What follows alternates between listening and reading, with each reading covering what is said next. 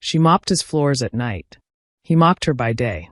But when one arrogant dare revealed her brilliance, everything he thought he knew about power, status, and love began to unravel. He was the CEO with a fortune and a god complex. She was the cleaning lady with 5 languages, a hidden degree, and nothing left to lose. He challenged her as a joke. She changed his world by accident.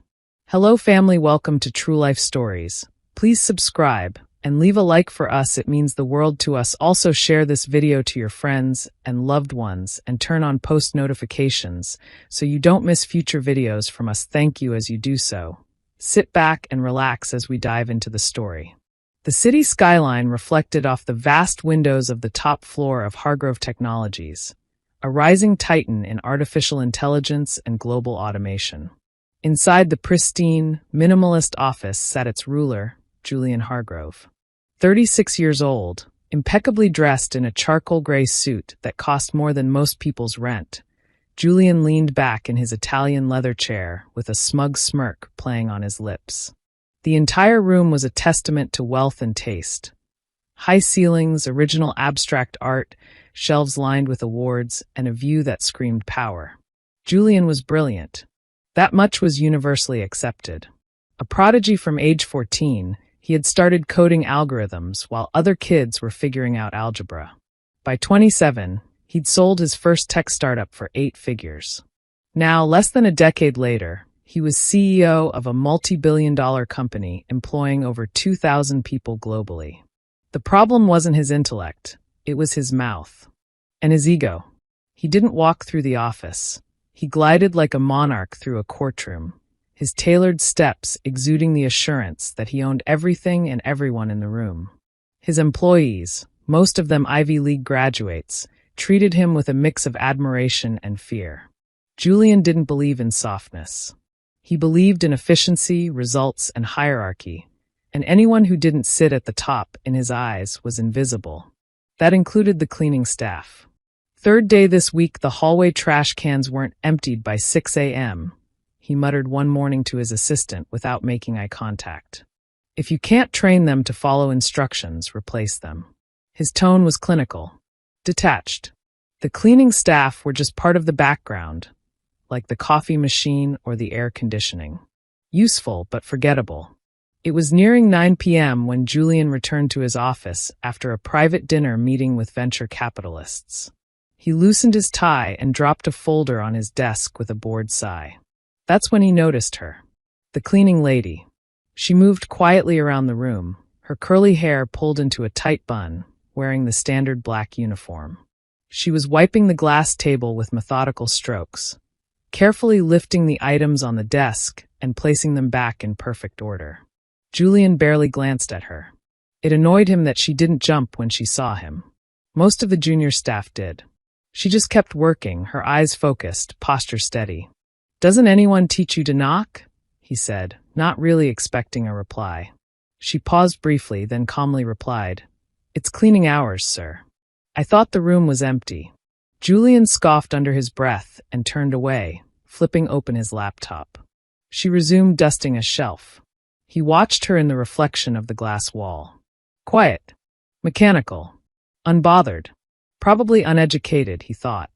He had no idea her name. Why would he? She was just one of the dozens who mopped and scrubbed at night while the real work happened in the daylight. He remembered a report sitting on his desk, a client pitch involving a difficult translation.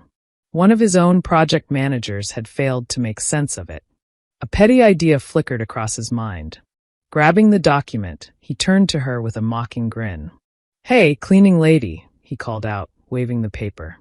"I'll triple your salary if you can translate this." There was laughter in his voice, but no warmth. It wasn't a real offer. It was performance, something to amuse himself, a little reminder of the gap between his world and hers. She turned around slowly, and for a second, he thought he saw something flicker in her eyes. Annoyance?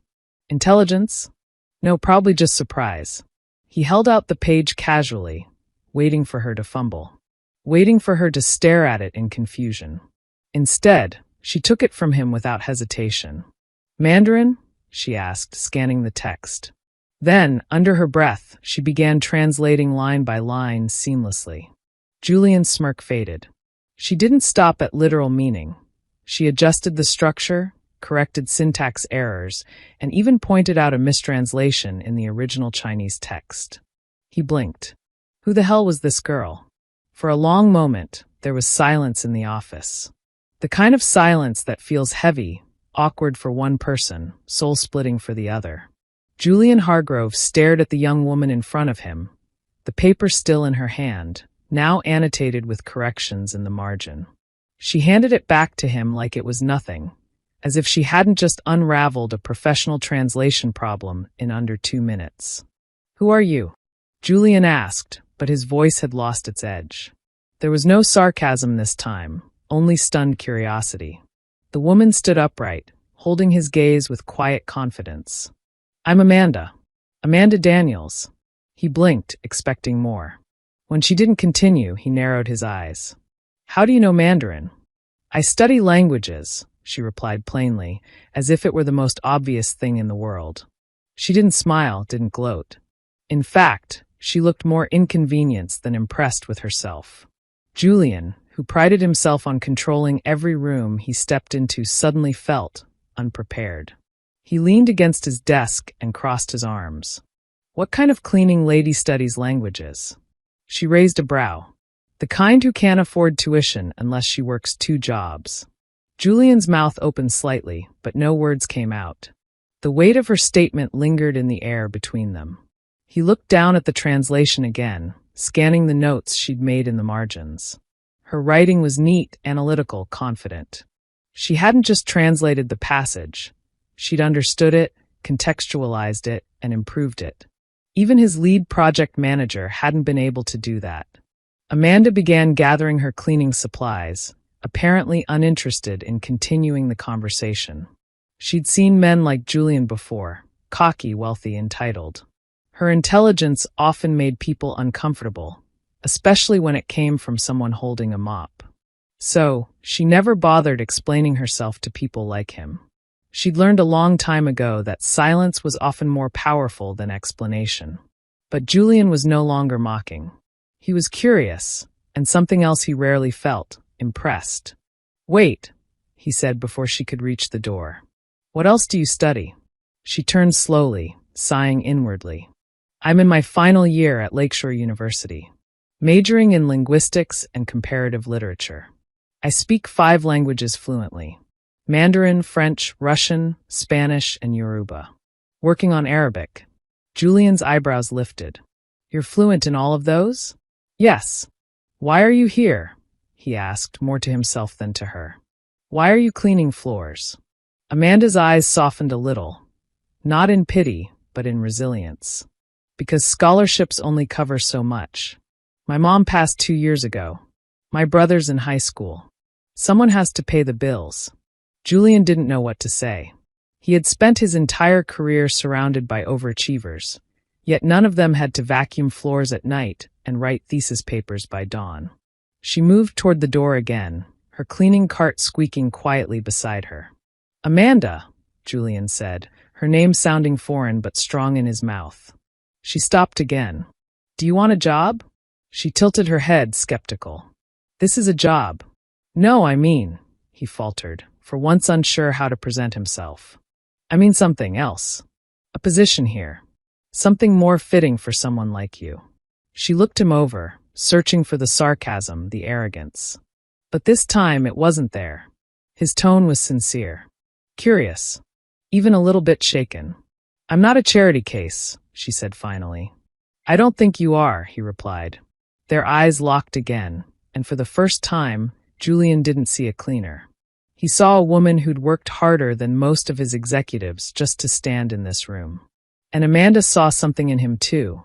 Maybe not quite humility yet, but the first crack in a well-fortified ego. She nodded, said nothing more, and exited the room. Julian stood in place for several long minutes, the translation paper still in his hand.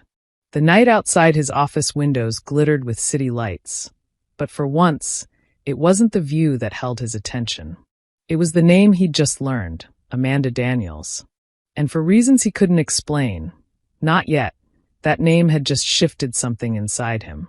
The next morning, the usually electric energy on the executive floor of Hargrove Technologies felt dull to Julian.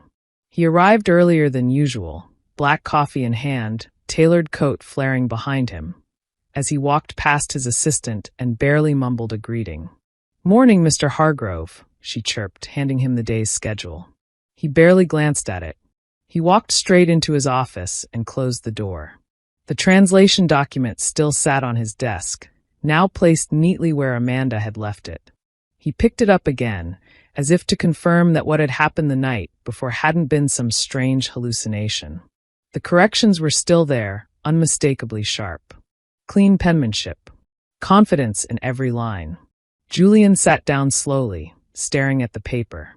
5 languages, he muttered to himself.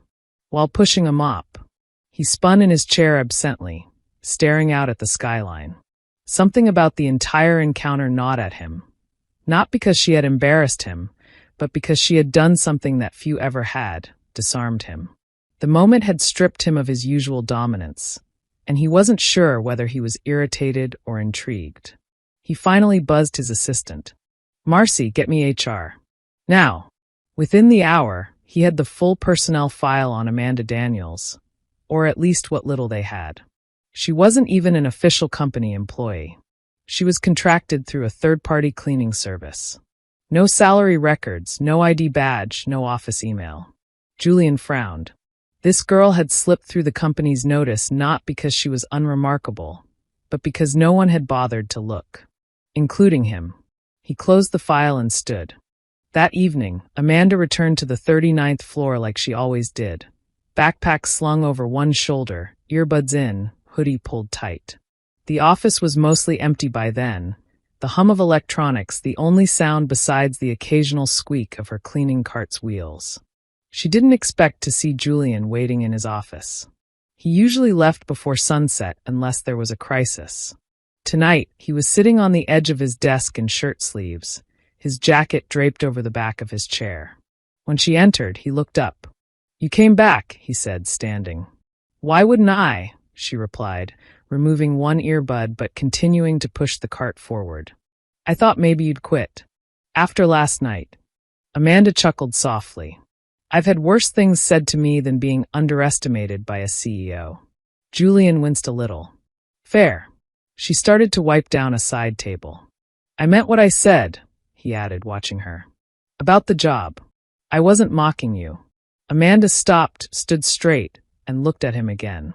"You were." Julian's jaw tensed. "At first, yes." "Exactly," she said. "That's why it didn't matter." She resumed cleaning. Julian ran a hand through his head, suddenly frustrated with how clumsy he felt in this conversation. He was used to boardrooms and billion-dollar ideas, not this. "I want to fix that," he said after a beat. Now she paused, genuinely caught off guard. He stepped forward slowly, not close enough to crowd her, but enough to meet her eye level. "I've been running this place thinking I knew everything about everyone. You proved me wrong in 30 seconds. "Most people don't like being proven wrong," Amanda replied, not unkindly. "Maybe that's why most people stay small," Julian said. "You're not small. You shouldn't be cleaning these floors." She held his gaze for a long moment. "You don't know me." "No, but I want to." Amanda's eyes narrowed. "Why?" Julian shrugged slightly. "Because last night I mocked someone I assumed was beneath me. But today, I can't stop wondering how someone that smart ended up here. I want to understand that." Her face remained unreadable, though a flicker of something, interest, amusement, passed over it. "I don't need pity." "Good," he said. "Because I don't offer it." There was another pause, long and dense. Finally, Amanda sighed. "What exactly are you offering?" Julian moved to his desk, picked up a folder, and handed it to her. Inside was a proposal, a temporary consulting contract in the company's International Development Division. Language support, cultural strategy, project assistance. Flexible hours. A starting rate that more than tripled her current income. Amanda scanned it quickly, then looked up. "This isn't charity?" "No. It's interest," Julian said. In someone who clearly knows more than most of my staff. She closed the folder slowly. I'll think about it. Julian smiled faintly. That's fair. She turned to leave, but just before exiting, she looked over her shoulder. You ever mock me again, she said. Triple pay or not, I'll make you translate your resignation letter in Russian. Julian burst out laughing, genuine, full-bodied laughter that startled even himself. Amanda smiled, just barely, then walked out. And in that small moment, Julian realized something he hadn't felt in a long time: respect. Real, earned, and humbling. Julian Hargrove had always believed himself to be a good judge of people. He had built an empire based on instinct, hiring only the brightest, the hungriest, the most polished. Ivy League resumes. High-pressure backgrounds. Smooth suits and firm handshakes. That was the language of his world. And yet, in a single moment, a woman with no resume, no office, and no business card had upended that logic completely. And now she was all he could think about. The following morning, Julian found himself unusually distracted in the boardroom. He was supposed to be reviewing quarterly performance slides, but instead, he was replaying her voice, Amanda Daniels, precise, clear, and deliberate. He remembered how she hadn't begged or flattered, hadn't tried to impress him. She had simply been impressive. After the meeting, he retreated to his office and pulled up her file again, though there still wasn't much to see. Her employment record consisted of a contract through Silverline Janitorial Services, her first name misspelled as Amanda, and a vague job title: night floor maintenance. That didn't sit right with him. He picked up the phone and called Marcy, his assistant. Get someone from Silverline on the line, he said. I want to know more about Amanda Daniels. And ask HR if we can speak with her directly. See if she can come up to my office after her shift tonight. Marcy paused. You want to interview the cleaning lady? Don't call her that, Julian said, sharper than he intended. Just set it up. That evening, Amanda stepped onto the executive floor again, but this time, not with her cart. She wore a clean black blouse, jeans, and her hair tied in a soft, low puff. She looked like a student again. Not invisible. Not background noise. She was uncertain what to expect, but curiosity had a way of pulling her toward things she normally avoided. She knocked on Julian's door for the first time. Come in, came his voice. He stood as she entered, surprisingly, not suited. He wore a dress shirt, sleeves rolled up, no tie. Less CEO, more man. I was beginning to think you'd turn me down, Julian said with a small smile. I nearly did, Amanda replied. Thought it might be another joke. Julian gestured toward a chair across from his desk. It's not. She sat down carefully. He noticed she carried a notebook in her bag, its cover frayed, full of bookmarks and folded pages. He pointed at it. Class notes. Amanda nodded. Linguistics, phonetic structures. Also some grant applications. You're really funding your whole education like this? Yes. Cleaning during the week. I tutor on weekends. And I freelance as a translator when I can. Julian exhaled slowly, watching her with new eyes. You realize that's extraordinary? I don't have the luxury of ordinary. He leaned back in his chair, folding his arms. You're not like anyone I've ever met, Amanda. She raised an eyebrow, unconvinced. You mean I'm not like anyone you've noticed? Touché. Julian smiled, sheepish. Guilty. A pause passed between them, not tense but thoughtful. Tell me about your studies, he asked, more gently now. Amanda lit up, even if only slightly. My thesis is on endangered languages, how cultural extinction is often linked to economic oppression. Most people think language is just communication, but it's history, identity, politics.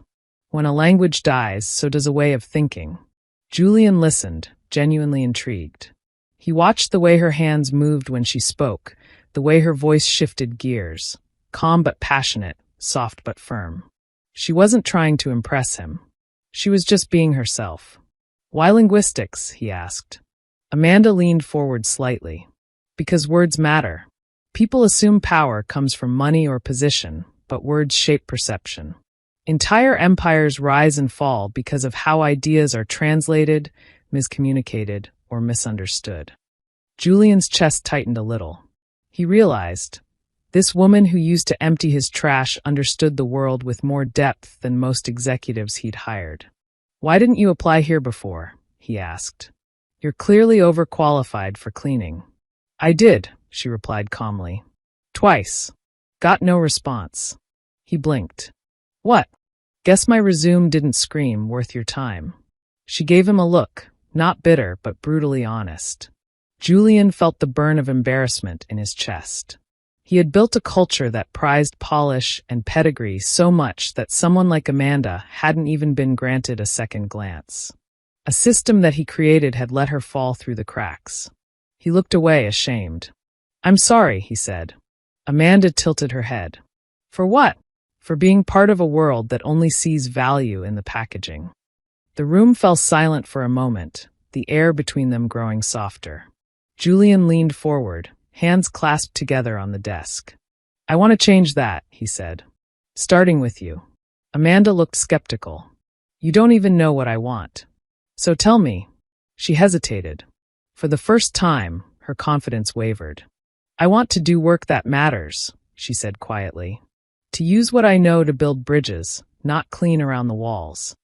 Julian nodded. "Then help me do that. I'm offering you more than a desk or a salary. I want your mind in this company." She met his gaze and studied it. For the first time, she saw sincerity in his eyes. Not pity, not ego, just intention. "All right," she said. "I'll try." A small smile tugged at Julian's lips. "No," he replied. "Don't try. Do." Amanda stood up, slinging her bag over her shoulder again. She paused at the door and turned slightly. "If you ever underestimate me again," she said, "I won't correct you with words." Julian raised an eyebrow. "What then?" She smiled. "I'll let your company pay for it." And with that, she walked out. Julian remained seated, struck by a simple truth. He'd thought he ran this place. But somehow, in less than 24 hours, Amanda Daniels had changed everything. 3 weeks later, Amanda Daniels stood in front of the gleaming elevator doors on the 39th floor. But this time, she wasn't holding a mop or pushing a cart. She wore a crisp navy blue blouse tucked into tailored slacks, a satchel slung over one shoulder, and a visitor's badge clipped to her chest with her name printed in bold. Amanda Daniels, temp consultant. When the elevator doors opened, she stepped into the executive floor with her shoulders back and chin lifted. There was a kind of stillness in her expression, not arrogance, but certainty. She didn't need to prove anything. She had already done that the night Julian challenged her. Now she was here to work. But not everyone was ready to accept that. The first few days were layered. Julian had sent out a formal memo introducing her as a consultant in international strategy, language advisor, and cultural liaison. But no one had really understood what that meant. In truth, it was a custom role, a role created specifically for her. That fact alone stirred unease among some of the staff. "Who is she, really?" whispered Candace, the VP of marketing, when Amanda walked past. "I heard she used to clean the offices," muttered someone from finance. "Julian's personal project," another scoffed. Amanda heard them. All of it. But she didn't flinch. She had walked into classrooms where people assumed she didn't belong, had sat through lectures where professors pronounced her name wrong.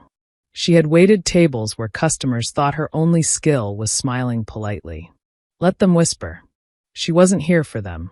Her first meeting was with the Global Expansion Team, an ambitious project targeting East Asia and West Africa. It was a room full of suits, laptops, coffee cups, and slide decks. She sat quietly at first, listening, watching. Julian was at the head of the table, observing too, but differently. He watched her. He saw the way she took notes, small, efficient bullet points in shorthand. The way her eyes moved, quick, alert, absorbing everything. She was playing small for now, but he knew what was coming. Halfway through the meeting, a mid-level strategist named Peter misread a cultural nuance about expanding into Nigeria. He used a Western marketing example that, to him, sounded inclusive. Amanda spoke up. "Actually," she said, her voice even, That messaging won't resonate in Lagos or Port Harcourt. The phrasing implies dependence, which may come across as patronizing, especially from a Western tech firm. Peter blinked. I'm not sure that's accurate. Our analytics team. I'm Nigerian, Amanda said calmly. I grew up in Abeokuta. I've seen how campaigns like this fail not because of numbers, but because of assumptions. The room fell silent. Julian let the moment stretch, then looked at Peter. She's right. Peter nodded, swallowed his pride, and typed something into his laptop. After the meeting, Julian caught up with her in the hallway. Remind me again why I had 10 people working on that strategy before you got here, he said with a grin. Amanda smirked. Because you hadn't looked past their resumes yet. Over the next few weeks, her influence began to spread, quietly at first, but unmistakably. She revised entire sections of the company's multilingual user interface. She rewrote documentation for overseas clients in more nuanced language. She created a briefing on African market etiquette that saved a high-profile investor call from crashing. Slowly, the whispers faded. Then came curiosity. Then came respect. Julian began inviting her to sit in on higher-level meetings, once just as an observer, then as a contributor. Her opinions were sharp, concise, and unshaken. She never rambled, never performed. She just delivered. Every single time. One Friday evening, Julian knocked lightly on her temporary office door. She was still there, as usual, working late. He leaned against the doorway. Got a minute? Amanda looked up. Sure. He stepped inside. We're flying out to Geneva next month. I want you on the international negotiations team. She blinked. That's not a consulting task. Exactly, he said. It's a leadership one. She studied him for a moment, lips pressing into a thoughtful line. What's the real reason? Julian didn't hesitate. Because I trust your voice more than half the people sitting in executive chairs. There was no flirtation in his tone. No game. Just truth. Amanda leaned back in her chair. That's a lot of trust for someone who only noticed me 3 weeks ago. Julian's expression softened. That's on me. Not on you. She glanced at her screen, then back at him. I'm not going to fail. But I also won't apologize for taking up space. I don't want you to, he said. I want you to own it. She exhaled slowly, then nodded. All right. I'm in. Julian straightened up, and before leaving, added one last comment, almost as an afterthought. You've changed this place more than you know. Once he was gone, Amanda sat alone in the quiet hum of the office, eyes fixed on her screen. But she wasn't looking at the presentation. She was looking at the cursor blinking in a document titled, The Language of Power. It was the opening line of her thesis. And suddenly, it didn't feel like just a paper anymore. It felt like a future being rewritten, in her own words. Amanda hadn't expected her office to become a sanctuary. It was small, barely more than a glorified closet with a desk and a window that stared into a brick wall. But over time, it had grown into something else, a space she'd carved out of a world that once ignored her. She had a corkboard now, pinned with notes and reminders, quotes from Chinua Achebe and bell hooks, and a coffee mug that read, Words are weapons. Wield them wisely. Julian had given it to her as a joke. But she kept it anyway. They were spending more and more time together. Officially, it was work, international calls, briefings, late-night strategy sessions. But the line between business and something else had started to blur, softly, like ink seeping across paper. It began subtly. One night, Amanda stayed late. Yet again, finalizing a presentation for the Geneva pitch.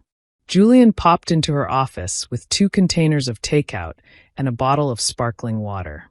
You haven't eaten, he said without asking. She looked up from her screen, startled. You stalking my calendar now? He shrugged with a smirk. I saw your meeting ended at 9. Figured you'd forget dinner. Again. She eyed the bag. Thai. From that place on 8th. The spicy one you like. Amanda narrowed her eyes. You remembered? Julian just smiled and handed her the container. They ate in comfortable silence, the soft clink of chopsticks and keyboard clicks filling the room. Every now and then, their eyes met brief, unspoken moments. Neither one said anything. Not yet.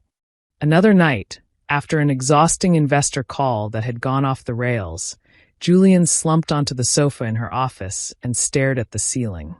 I used to think success meant being the smartest person in the room, he muttered. Amanda didn't look up from her laptop. And now I think it means knowing who to shut up and listen to. She glanced at him, lips quirking. That's growth, she said. He laughed softly. Is that what this is? I always thought it'd feel more like enlightenment, not mild humiliation. Amanda chuckled, finally closing her laptop. She stood and stretched, then leaned against the desk, arms folded. You know, she said, when I first met you, I thought you were unbearable. Julian sat up. Only at first? Don't get ahead of yourself. He smiled, but this time it lingered. A softer smile. A real one. Amanda. She blinked. Yeah. Why haven't I scared you off? She tilted her head. Because I don't scare easy. And because I've seen worse. Worse than me. She walked over to the window and looked out at the night, her voice distant. I've watched people lose everything and still smile. I've watched my mom work 2 jobs and still come home and help me with homework. I've sat in rooms full of people who doubted me, and I learned to speak so well they couldn't ignore me anymore. Julian stood slowly. His voice dropped to something gentler. You're not afraid of being overlooked anymore, are you? She turned to face him. No, because I've already outgrown that version of myself. Something shifted in the air between them, quiet, electric. Julian stepped forward, not too close, but enough to lower his voice. I think about you, he said. Amanda didn't move. You think about a lot of things. Not like this. A long pause. She looked at him, really looked, and saw something beyond the polished charm. A man who, for all his success, was just beginning to understand the value of seeing people. A man who had been taught power, but not vulnerability. I didn't come here for this, she said quietly. I know. I came here to survive. I know that too.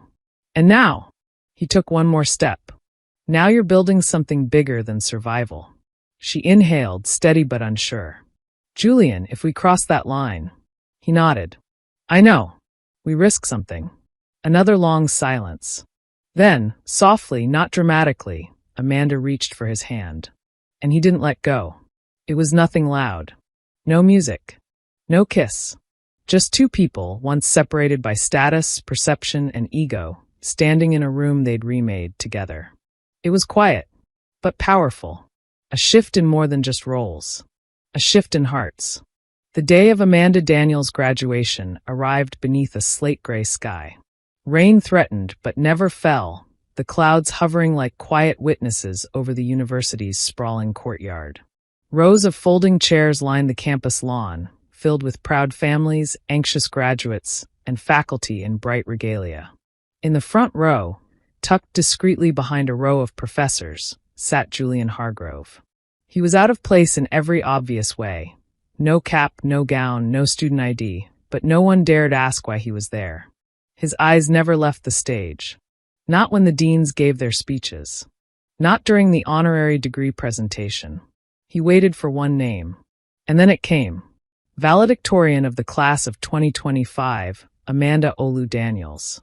Julian stood before he realized it, the only one clapping before the crowd caught up to him. She walked onto the stage in a flowing black gown, cords of distinction draped over her shoulders. Her natural curls peeked out from under her cap, and when she smiled, it was the kind that lit something internal in every observer. But her eyes found him first, and that smile deepened. She spoke with the same clarity she always had, no flowery metaphors, no self-congratulations. She spoke of grit, of fighting for space in rooms that were never built for people like her, of invisible labor, of how she mopped the floors of this city's skyline buildings, then stayed up until sunrise learning the languages of the world that rarely spoke hers back. She didn't name Julian, but she looked at him when she said, "We are not defined by what people expect from us. We are defined by what we choose to become, once we decide that permission is not required." The applause came like a wave. She bowed her head once, stepped off the stage, and disappeared into the arms of her younger brother, now taller than her, but beaming like a child seeing his hero. Later that night, under a velvet sky on the rooftop of one of Chicago's oldest buildings, Julian hosted a private celebration. Just close friends, a few of his executive team, a handful of Amanda's classmates, a catered Nigerian fusion menu, jazz humming low in the background. No press, no speeches, just people who mattered. Amanda arrived fashionably late. She wore a sleek white jumpsuit and low heels, the confidence in her walk a visible thing. Her brother clung to her side protectively at first, but eventually wandered toward the dessert table when Julian approached. "You look like the person I always suspected you were," he said softly, handing her a glass of hibiscus lemonade. "And you," she replied, "look like a man who's learning to blend in instead of stand above." Julian laughed gently. "I'll take that as growth." They stood at the edge of the rooftop overlooking the city. The same skyline that had once cast long shadows over Amanda now stood level with her gaze. Julian turned toward her, hand tucked in his pocket. "I have something for you." "I told you no gifts," she warned. "This isn't a gift," he said. "It's an offer." He handed her a sleek white envelope. Amanda opened it slowly. Her eyes scanned the letter inside and froze. Director of Global Communications. She looked up sharply. "Julian, permanent position, full benefits, international travel. You'll head the entire cross-cultural strategy division. And there's a postgraduate scholarship, if you still want grad school." She blinked at him. "Why me?" Julian stepped closer, voice low and certain. "Because you've redefined what this company values. You've reminded us that language is not just for communication, it's for connection. You gave us a voice we didn't know we needed." Amanda looked down at the offer letter again. The girl who once scrubbed the floors of this very company now stood on top of it. And somehow it didn't feel like a fantasy. It felt like justice. She folded the letter, slid it back into the envelope, and looked up at him. "I'll accept," she said, "on one condition." Julian raised an eyebrow. "Anything. No more underestimating people just because of where they enter the room." He nodded solemnly. "Deal." "And," she added, stepping in just a little closer, "if we're going to keep building something together, professionally and personally, I need us to be equals. No pedestal. No savior. Just you and me. Clear?" Julian's gaze held hers. Crystal. There was no grand kiss. No fireworks. Just the quiet gravity of two people who had chosen each other. Not out of convenience or status or timing, but out of recognition.